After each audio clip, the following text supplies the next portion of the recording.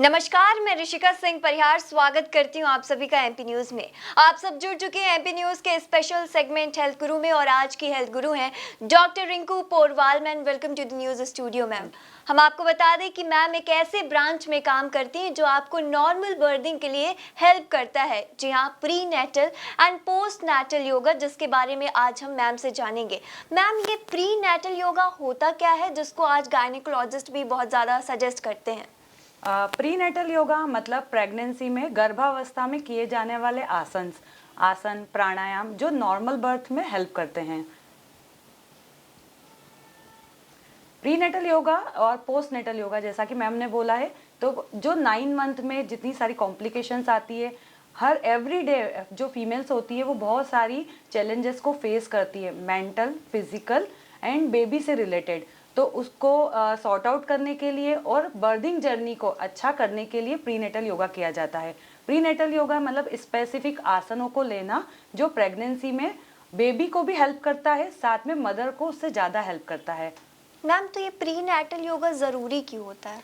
अभी के सिनेरियो में देखे जाए तो महिलाएं बहुत सारे स्ट्रेस में रहती है, इतनी सारी चीज़ों को सुनती है कि वो खुद ही इतनी कंफ्यूज हो जाती है कि उनकी ये जर्नी कैसी निकलनी चाहिए। तो उस जर्नी को सही करने के लिए, या मैं यूँ बोलूँ कि उस जर्नी को फ्लो आउट करने के लिए, महिलाएं पहले भी प्रेग्नेंट होती थी पर पहले इतनी कॉम्प्लिकेशंस नहीं आती थी क्योंकि अवेयरनेस की भी कमी थी। अभी जैसे जैसे अवेयरनेस बढ़ रही है, लाइफस्टाइल बढ़ रहा है, तो कॉम्प्लिकेशंस भी बढ़ रही है। इसका सबसे बड़ा एक कारण ये भी होता है कि फिजिकल एक्टिविटी नहीं होती है। महिलाएं फिजिकल एक्टिविटी बिल्कुल नहीं करती हैं, या तो घर में वॉक कर लेती है और उसे काउंट करती है कि हम डेली वॉक करते हैं। तो उसके लिए उनकी फिजिकल स्ट्रेंथ के लिए प्रीनेटल बहुत ज़रूरी है। तो मैम, प्री नेटल योगा और नॉर्मल योगा में मेनली डिफरेंस क्या होता है? देखिए, नॉर्मल योगा ब्रीदिंग के साथ किया जाता है, थोड़ा स्ट्रेचफुल किया जाता है। और प्रीनेटल योगा एवरी फीमेल जो महिलाएं प्रेग्नेंट है उनकी हेल्थ को देखते हुए किया जाता है। मैं ये नहीं बोलूँगी कि एवरी फीमेल जो भी प्रेग्नेंट है सबके लिए सेम आसन होते हैं। हर पर्सन का, हर फीमेल का अलग अलग आसन होता है, अलग अलग मंथ में उनकी हेल्थ को देखते हुए आसन का सिलेक्शन किया जाता है। तो both are different, normal yoga और प्रीनेटल योगा एकदम डिफरेंट होते हैं। तो मैम, आप बता सकती हैं कुछ एग्जांपल्स के थ्रू कि कब किस वाले मंथ में कौन सा करना चाहिए और किस वाले मंथ में कौन सा नहीं करना चाहिए? देखिए, जो 9 मंथ की जर्नी होती है वो उसे 3 ट्राइमेस्टर में हम डिवाइड करते हैं। फर्स्ट होता है 0 to 3 मंथ, ये फर्स्ट ट्राइमेस्टर होता है। इसमें स्पेसिफिक ब्रीदिंग एक्सरसाइज की जाती है। बेबी जस्ट डेवलप होता है, कंसीव किया जाता है, तो बॉडी में बहुत सारे चेंजेस होते हैं, मेंटल होते हैं, फिजिकल भी होते हैं। इसमें सबसे ज़्यादा हम ब्रीदिंग पे फोकस करते हैं और छोटे छोटे सूक्ष्म व्यायाम या स्ट्रेचिंग बोलते हैं। सेकेंड ट्राइमेस्टर में शेप चेंज होता है, जो फीमेल्स का होता है, बेबी ग्रोथ करता है तो शेप चेंज होता है, बॉडी शेप चेंज होता है। उसके लिए हम स्ट्रेंथ वाली एक्सरसाइज करते हैं या स्ट्रेंथ वाले आसनों को सिलेक्ट करते हैं, जिसमें स्पेसिफिक पैरों के मूवमेंट होते हैं, बैक आसन होते हैं, जिससे उनकी फिजिकल स्ट्रेंथ आती है। क्योंकि जैसे जैसे बेबी का डेवलपमेंट होगा उनकी बॉडी में पेन होना शुरू होता है, एब्डोमेन आगे आता है तो बैक पीछे पुश हो जाती है, पुश होने से उनको बैक पेन होता है और साथ में नींद भी नहीं आती। नींद क्यों नहीं आती? क्योंकि वो स्ट्रेस में रहती है। बॉडी स्ट्रक्चर जब चेंज होता है तो एवरी पर्सन स्ट्रेस में चले जाता है। तो उसको स्ट्रेस को रिलीज करने के लिए सबसे ज़्यादा सेकेंड ट्राइमेस्टर में हम लोग बहुत ज़्यादा फोकस करते हैं। थर्ड ट्राइमेस्टर होता है 7, 8, 9, लास्ट के 3 मंथ का इसे थर्ड ट्राइमेस्टर। उसमें सबसे ज़्यादा हम पेल्विक पे फोकस करते हैं, क्योंकि नॉर्मल बर्थिंग के लिए हम सबसे ज़्यादा पेल्विक आसनों को करना चाहिए। मैं ये नहीं बोलूँगी कि थर्ड ट्राइमेस्टर में सिर्फ पेल्विक पे करते हैं। हम थर्ड ट्राइमेस्टर में फर्स्ट ट्राइमेस्टर, सेकेंड ट्राइमेस्टर और थर्ड तीनों के आसनों को मिक्स करके थर्ड ट्राइमेस्टर का पूरा एक कंप्लीट शेड्यूल बनाते हैं, जिसमें स्ट्रेंथ भी आती है, ब्रीदिंग भी आती है। नॉर्मल बर्थ के लिए जितने भी आसन होते हैं जो पेल्विक फ्लोर एक्सरसाइज के नाम से जाने जाते हैं, उस पर फोकस किया जाता है, जिससे बेबी तो डेवलप अच्छा होता है, साथ ही महिलाओं में भी स्ट्रेंथ आती है कि वो नॉर्मल बर्थ कर सकें। अभी बहुत सारी महिलाएं सोचती कि मैं नॉर्मल नहीं करना, मुझे नॉर्मल करना ही नहीं है, मुझे तो सी सेक्शन करवाना है, जाना है, कट करवाना और बेबी चाहिए। तो उनकी मेंटलिटी को चेंज करने के लिए, साथ में उनकी इनर स्ट्रेंथ को बढ़ाने के लिए, क्योंकि इसमें सबसे ज़्यादा इनर स्ट्रेंथ वर्क करती है, तो इनर स्ट्रेंथ को बढ़ाने के लिए हम लोग आसनों का सिलेक्शन करते हैं। इसके साथ ही हम प्राणायाम का सिलेक्शन करते हैं, क्योंकि प्राणायाम हमारी ब्रीदिंग टेक्निक को, या मैं बोलूँ अपने स्ट्रेस को कम करता है।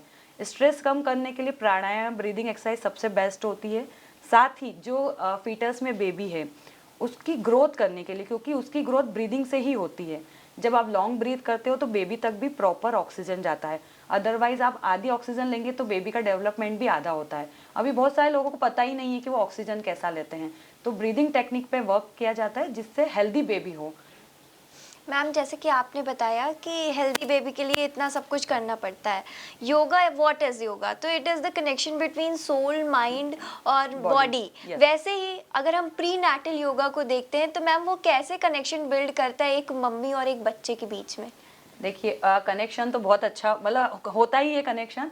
अगर मैं ये बात करूँ कि इसमें अफर्मेशंस बहुत वर्क करते हैं, हम लोग इस सेशन के साथ ही गाइडेड मेडिटेशंस लेते हैं। गाइडेड मेडिटेशन बेबी पे सबसे ज़्यादा इफेक्ट करता है।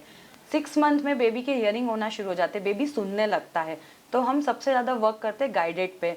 मतलब अगर आप उनसे अच्छी बातें करेंगे या अपने माइंड में एक बेबी का इमेज सेट करके रखेंगे, मैं फीमेल्स को बोलती हूँ कि अपने माइंड में एक बेबी का इमेज सेट करके रखिए, वो इमेज फिक्स होना चाहिए, बार बार चेंज नहीं होना चाहिए।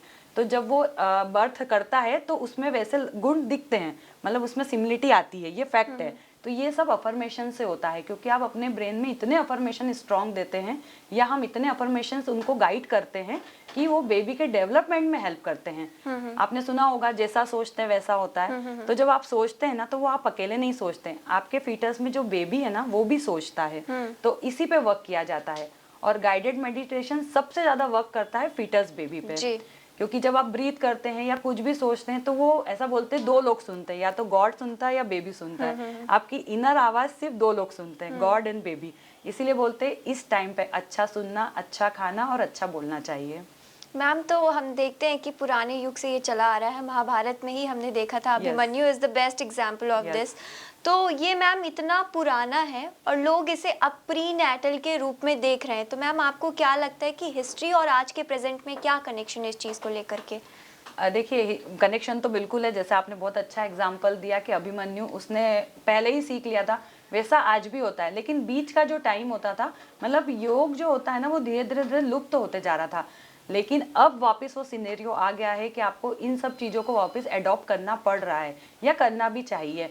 पहले के टाइम में ऐसा होता था, आप वर्किंग में रहते थे, जॉइंट फैमिली होती थी, तो आपको स्ट्रेस ही नहीं होता था, आप रूटीन में सब करते थे। आपने पहले अगर आपने परिवार में देखा होगा 3-4 बेबी ऐसे ही हो जाते थे, लेकिन आजकल एक बेबी करना ही कॉम्प्लिकेशन हो रहा है।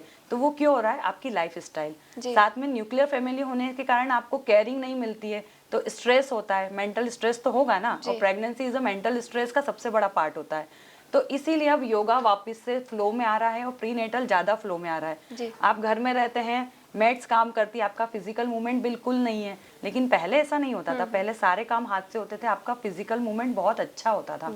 तो नॉर्मल आप देखेंगे कि पहले का रेशो नॉर्मल का ज्यादा होता था, और अवेयरनेस की कमी के कारण सी सेक्शन भी बहुत होते थे और मिसकैरेज भी होते थे। लेकिन अभी का सिनेरियो ऐसा हो गया, आपका नॉलेज भी बढ़ रहा है, आपका फिजिकल मूवमेंट भी हो रहा है, तो सी सेक्शन कम हो रहे हैं। मैं बंद नहीं बोलूंगी, कम हो रहे हैं, साथ में आपका मेंटल पीस मिल रहा है, तो वो ओनली फॉर योग से ही होता है।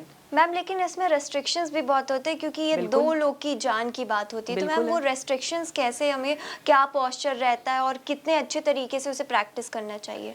देखिए इसके लिए ऐसा होता है कि सबसे पहले तो मैं ये बोलूँगी कि किसी एक्सपर्ट के गाइडेंस में करना चाहिए, किसी की वीडियो देख के या यूट्यूब से बिल्कुल नहीं करना चाहिए, क्योंकि ये सिर्फ आप अकेले के लिए नहीं कर रहे हैं, आप अंदर जो एक छोटा डेवलपमेंट हो रहा है, एक बेबी हो है, उसके लिए कर रहे हैं। तो आपको बहुत सावधानी रखनी चाहिए इसमें। सबसे पहले एब्डोमेन पे प्रेशर वाले आसन बिल्कुल नहीं किए जाते हैं इसमें, तो इसीलिए मैं कहूँगी कोई एक्सपर्ट के गाइडेंस में करे, जो आपको पर्टिकुलर आपके अकॉर्डिंग, जो फीमेल है, जैसे मैंने पहले बताया कि हर प्रेगनेंसी के लिए अलग अलग आसन होते हैं, हर प्रेग्नेंट वुमन के लिए अलग आसन का डिजाइन किया जाता है, तो वो एक एक्सपर्ट ही कर सकता है। आपको अगर मन से कुछ करना है तो सिर्फ प्राणायाम आप अपनी ब्रीदिंग टेक्निक को कर सकते हैं, अदरवाइज ये गाइडेंस में ही करना चाहिए। जी मैम, तो जैसे आपने बताया प्री नैटल को लेकर के आजकल लोगों में बहुत ज़्यादा मिथ्स भी देखने को मिल रहे हैं, तो वो मिथ्स क्या है एक्चुअली? सबसे बड़ा मिथ ये होता है कि हम प्री नेटल योगा करेंगे या हम इस टाइम पे योग करेंगे तो बेबी में फ्लो ज़्यादा हो जाएगा, तो बेबी जल्दी डेवलप हो जाएगा, लेकिन ऐसा नहीं होता है।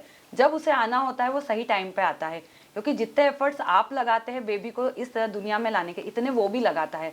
इसलिए आपने देखा होगा कोई दिन भर वर्किंग में रहता है फिर भी वो ऑन टाइम पे ही डिलीवर्ड करता है। तो ये सब टाइम फिक्स होते हैं कि बेबी को कब आना है, लेकिन आपके एफर्ट्स अच्छे होना चाहिए। दूसरा मिथ होता है कि इसको करने से बेबी में ब्लड फ्लो ज़्यादा हो जाता है, तो उसको भी हाइपरटेंशन होगा, अगर मुझे हाइपरटेंशन हुआ तो उसको भी होगा। लेकिन ये बिल्कुल गलत है, ये बिल्कुल सेफेस्ट टेक्निक होती है, बिल्कुल सेफ। आप अनजाने में इतनी बार मुड़ जाते हैं, झुक जाते हैं, तो अगर आप जान के करेंगे तो ये ज़्यादा बेनिफिशियल होगा। तो ये मिथ होता है सबसे बड़ा कि एक तो जल्दी डिलीवर्ड होना, दूसरा कि प्रेगनेंसी में योग नहीं करना चाहिए। और मैम क्या फिर 100% ही नॉर्मल और नेचुरल बर्थ के ही वो रहते लोगों में, ये भी मिथ्स रहते हैं? हाँ, लोग सोचते हैं कि अगर मैं योगा करूंगी तो नॉर्मल डिलीवरी होगी 100%, मतलब उसी पर डिपेंड हो जाते हैं, लेकिन ऐसा नहीं होता है। आपकी बॉडी उसको कितना सपोर्ट दे रही है। लास्ट मोमेंट पे अगर 2-3 एक कॉम्प्लिकेशंस होते हैं, अगर वो होते हैं तो go for a C section. अगर मैं सेशंस लेती हूँ तो मैं सबसे पहले ये बोलती हूँ कि आपको ये माइंड से हटाना है कि आपको नॉर्मल बर्थ करना है या सी सेक्शन करना है। ऑन स्पॉट ऑन मोमेंट जो होगा वो बेस्ट होगा, लेकिन आपकी जो 9 मंथ की जर्नी है, जितने कॉम्प्लिकेशन है, उसको अपने को अच्छे से करना है।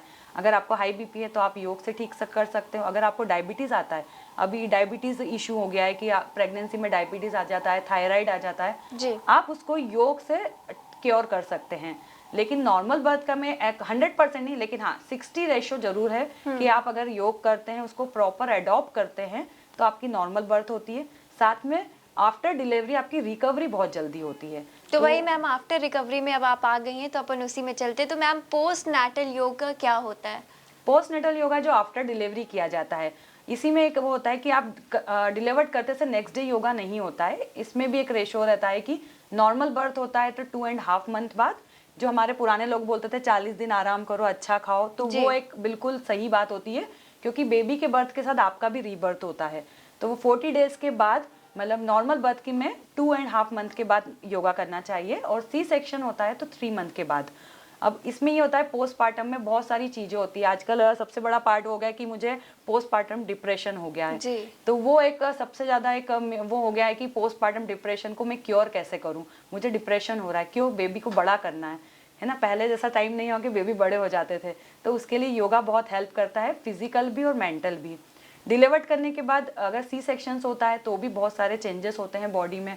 आपकी बॉडी फुली हुई रह जाती है, तो उसको कम करने के लिए आपकी मसल्स लूज हो जाती है, उसको टाइटनेस लाने के लिए पोस्टपार्टम योगा किया जाता है। Ma'am it's my personal question to you कि योगा की इतनी सारी ब्रांचेस हैं, इतनी सारी चीज़ें हैं, आप उसमें ना जाके you keep moving on the ये नेचुरल बर्थिंग पोस्ट और प्री नेटल योगा में। तो मैम इसका इंटरेस्ट आप में कब से आया और क्या हुआ कि आप इसी में ही करना चाहें? देखिए, योग ऐसे जैसे बताया, योग में बहुत सारी ब्रांचेस है, लेकिन मेरा शुरू से कुछ अलग करने का इंटरेस्ट था कि मैं कुछ अलग करूं, कि हाँ कुछ अपने को देना है, ऐसे समाज में कुछ देना है। तो ऐसा सबसे अच्छा पार्ट होता है प्रीनेटल, क्योंकि जो ये 9 मंथ की जर्नी होती है ना, कोई भी फीमेल कभी नहीं बोलती। ये 9 मंथ वाली जर्नी बोलूँ या अपनी कोई भी पहली प्रेगनेंसी, कोई मदर नहीं भूलती, कभी भी नहीं भूलती। तो एक मेरा सेल्फिशनेस पार्ट ये भी है कि मैं किसी को भूलने नहीं देना चाहती हूँ अपने आप को। तो एक तो ये था जैसे जोक्स पार्ट। दूसरा ये था कि उस समय अवेयरनेस बहुत कम थी जब मैंने स्टार्ट किया था। मैंने 2015 में स्टार्ट किया था, तब अवेयरनेस नहीं होती थी कि योगा करना है, और इतना देखा सब योग कर रहे हैं, कैसे भी कर रहे हैं, कुछ मालूम ही नहीं है। तो मुझे इंटरेस्ट इसलिए हुआ कि मैं कुछ अलग करूं और उनको गाइड करूं, ताकि कि अपना डिलीवर्ड टाइम वो बहुत अच्छे से निकाल सके। जी मैम। तो मैम प्री नेटल और पोस्ट नेटल योग को लेकर के मैम आज इंडिया में कितनी अवेयरनेस देखने को मिलती है? अभी प्रेजेंट सिनेरियो में बहुत अच्छी अवेयरनेस है। एवरी सेकंड होम बोलूँ तो मैं एवरी दूसरे घर में प्री नेटल योगा होता है, और अभी तो गायनिक भी बहुत अच्छा सपोर्ट करती है। तो अभी इंडिया में इसका बहुत अच्छा रेशो है।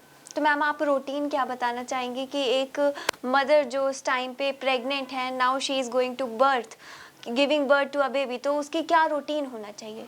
देखिए, सबसे पहले तो अर्ली मॉर्निंग उठने की आदत होना चाहिए। थोड़ा टफ होता है, लेकिन थोड़ा सा कोशिश करके 7 o'clock तक उनको उठना ही चाहिए। डेली बेसिस पे वॉक होनी चाहिए। वॉक फर्स्ट ट्राइमेस्टर में ही स्टार्ट हो जाती है। अभी बहुत सारे लोगों को लगता है फर्स्ट ट्राइमेस्टर शुरू के 3 मंथ में आराम से सोएं, तो बिल्कुल नहीं सोना चाहिए। हाँ, अगर गायनिक बोलती है कि आपको सोना है, कॉम्प्लिकेशन है, तो आपको रेस्ट करो, तो रेस्ट करना चाहिए। अगर कोई कॉम्प्लिकेशन नहीं है तो फर्स्ट ट्राइमेस्टर में 20 to 30 मिनट वॉक होना चाहिए। सेकेंड ट्राइमेस्टर में 30 to 35 मिनट वॉक होना चाहिए, एंड थर्ड ट्राइमेस्टर मतलब 7, 8, 9 मंथ में, लास्ट के 3 मंथ में 40 to 45 minute walk is a needed होती है। साथ ही कुछ आसन्स होते हैं, जैसा कि मैंने पहले बताया, हर ट्राइमेस्टर के फिक्स आसन्स होते हैं, उनको रूटीन लाइफ में लाना चाहिए।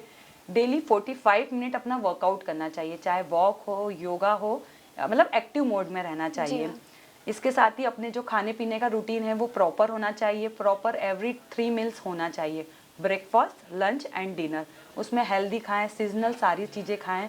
हाँ, लेकिन कुछ कुछ चीज़ें ऐसी होती है कि जब आपको अगर है कि कुछ कॉम्प्लिकेशन है आपकी प्रेगनेंसी में, तो go for a gynaec, and gynaec की जो भी एडवाइस होती है उसको फॉलो करना चाहिए। मैम, योग मेडिटेशन और स्ट्रेस को रिलीज करता है। Yes. मैम, मदर में ये कैसे वर्क करता है कि वो कैसे रिलीज होता है? देखिए क्या होता है कि अगर अपन योग करते हैं या मेडिटेशंस करते हैं, तो मेडिटेशन करने पे हम आइज क्लोज करते हैं, अपनी अंदर की इनर स्ट्रेंथ को देखते हैं, तो हार्मोन सिक्रीट होते हैं, और जो हार्मोन सिक्रीट होते हैं पिट्यूटरी ग्लैंड से, वो हमारे स्ट्रेस को रिलीज करता है। तो मैं ये बोलूँगी कि जो मेडिटेशन होता है ये फिजिकल के साथ मेंटल ज़्यादा वर्क करता है स्ट्रेस रिलीज करने के लिए, तो वो ये पूरा हार्मोन बेस पे होता है, इसीलिए मदर का स्ट्रेस रिलीज होता है। आप कुछ ना करें, 10 मिनट आइज क्लोज करके भी बैठ जाएंगे तो आपका स्ट्रेस रिलीज हो जाएगा, क्योंकि आपके हार्मोन सिक्रीट होना शुरू हो जाएंगे। जब आप दिन भर वर्किंग में रहते हैं या कोई स्ट्रेस आता है, तो आप खुद सोचेंगे, मदर जो प्रेग्नेंट मदर है, अगर उनको जरा सा स्ट्रेस आया, उनकी बॉडी एकदम टाइट हो जाती है, उनकी मसल्स टाइट हो जाती है, एब्डोमेन टाइट हो जाता है, क्योंकि बेबी भी टाइट हो जाता है, उससे भी स्ट्रेस आने लगता है। आप जहाँ रिलैक्स मोड में बैठेंगे, आंख बंद करके, मेडिटेशन ये नहीं होता आप घंटों बैठें, आइज क्लोज करके सिर्फ आप अंदर ही अंदर सोचें कि मैं रिलैक्स हो रही हूँ, या अपना पूरा ध्यान बेबी तक लगाएंगे, तो भी आपका स्ट्रेस रिलीज हो जाएगा और वो बेबी को भी इफेक्ट करेगा। तो मैम, आप जाते जाते हमारे दर्शकों को क्या एडवाइस देना चाहेंगी कि जब उनके साथ ये ड्यूरेशन चल रहा हो, या फिर उनकी कोई बहन, माँ, उनको वो कैसे एडवाइस कर सकते हैं ये चीज़ें? देखिए, मैं ये बोलूँगी कि प्री नेटल योगा बिल्कुल डेफिनेटली करना चाहिए, एक्सपर्ट के गाइडेंस में करना चाहिए। अभी गायनिक भी सजेस्ट करती है, नहीं तो आप प्रॉपर उसको आसनों को, ब्रीदिंग एक्सरसाइज को अपने रूटीन में लाइए, तो मदर्स के लिए बहुत हेल्प करता है, मदर के साथ बेबी के लिए भी बहुत हेल्प करता है, क्योंकि जब योग वाला बेबी वापस बर्थ लेता है तो उसमें वो एक्टिवनेस भी बढ़ती है, क्योंकि ये सिर्फ गर्भ में ही सब सीखता है। तो वो अभी मैंने देखा है, मैंने 200+ नॉर्मल बर्थिंग पे काम किया है, तो जो योग वाले बेबी होते हैं वो अच्छे एक्टिव मोड में काम करते हैं। तो ये मेरा पर्सनल एक्सपीरियंस भी है कि योग वाले बेबी बहुत अच्छे एक्टिव होते हैं।